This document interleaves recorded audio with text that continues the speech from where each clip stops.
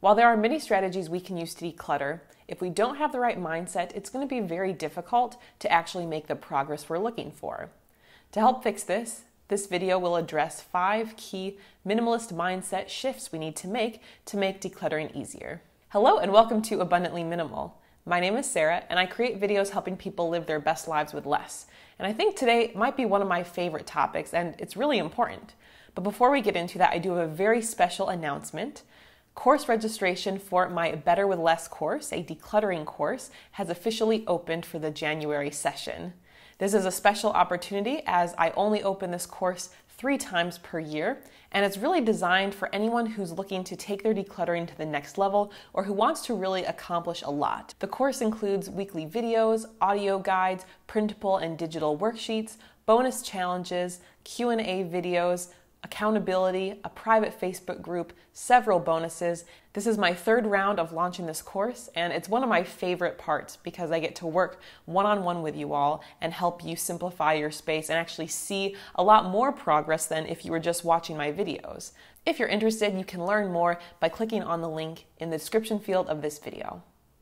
But moving on into our main topic for today, minimalism mindset shifts. Let's start with number 1. The first mindset shift is that choosing not to declutter something now is just really a delayed decision. You see, if there's something that's not adding value to our lives and we choose to put it off, we're going to have to deal with that again in 6 months, a year, 5 years, 10 years. Honestly, if you still keep it your whole life, someone else is going to have to deal with it after you're gone. That's just the way stuff works. Typically, stuff doesn't, evaporate or magically disappear, which means if we put off making these decisions today and think it's going to get easier in the future, we are just giving extra work for ourselves. If there's truly something that's not adding value or you're not using it or it doesn't make you happy, putting it off is not going to improve the situation.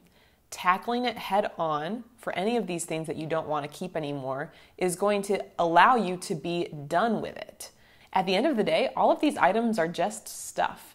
And outside of us, these objects don't necessarily have any extra value, only the value of how useful they are. Once we realize that not decluttering something that probably should be decluttered is just extra work for our future selves, it can help us be a little bit more realistic about what value an item actually does or does not provide. Mindset shift number 2 applies to a lot more than just clutter, and that is reflecting about your priorities. Do your items that you have align with your priorities? Think about what matters most to you. Are you lining these values up with your actions and your stuff?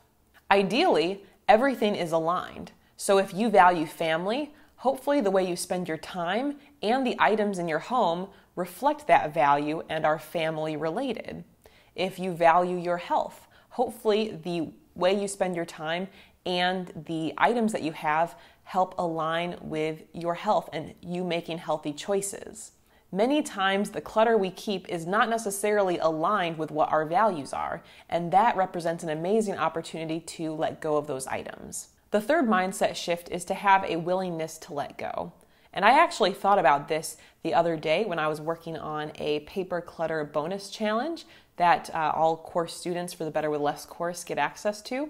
And I was going through photos, and what I was realizing as I was looking through all these photos and decluttering many of them was that although there were so many beautiful moments of life and different experiences that I've had in my life that many had photos for, I realized that, those seasons of life were beautiful, but many of them have passed, and there's no way you can actually go back to any of those moments, and not even that you want to if you are living a beautiful life at the moment. And I think it's important for us to acknowledge that as the seasons of life change, so does the value of our stuff.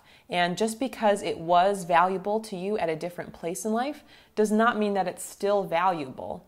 We can appreciate those items for what they were and what they were to us during that time, but it doesn't mean we have to keep them forever. We can be okay with letting go of that. And this can apply to beyond clutter, to different emotions, mental clutter, relationships, all of that kind of as well. Mindset shift number 4 has to do with self-awareness. Who are you and who are you not?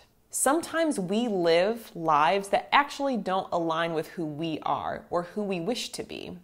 And the same is true with our spaces. Are you happy with the way you're living your life, or does it not really reflect you? Now, getting into our identities and root causes is not always the most pleasant thing to do, but it can be one of the most motivating things once you realize that you can make a positive change. For instance, are you the kind of person who is okay with having cluttered surfaces everywhere? Or are you the kind of person who doesn't stand for that anymore? Who are you? Use that as a lens to help you succeed and push through your decluttering barriers. The last mindset shift we have to make is having a willingness to show up and do the work. As is true with most meaningful parts of life, nothing is accomplished without work and without showing up and putting in that effort. There's no shortcuts. If you've got a lot of clutter to deal with, it's not going to be something that's resolved overnight or in a weekend or even in a month. It's going to take a lot of time and effort. However, even despite all that, it is so worth it. I know when I first began my decluttering journey back in 2015, I could not believe all of the stuff I had, and I was overwhelmed and quite frankly embarrassed by the clutter. But I showed up, I put in the work. It took quite a long time to work through things, but that's where my passion comes from with creating videos and running my online courses. I want to help you simplify your life. And I know that if you are willing to show up and you put in the work, big results can happen. There's no special secret formula that allows some people to simplify and others not to be able to. It's about if you're willing to push through and make it happen. Now, I think the fact that it is a new year is a really excellent time for many people to get started on a decluttering journey. And if this is something you're looking to do and you are looking for some additional support or you'd like to be held accountable, I would definitely recommend checking out the Better with Less course. Like I mentioned at the start of the video, the link for that information is below. Of course, let me know if you have any questions in the comments of this video, and I can't wait to see you next time. Bye.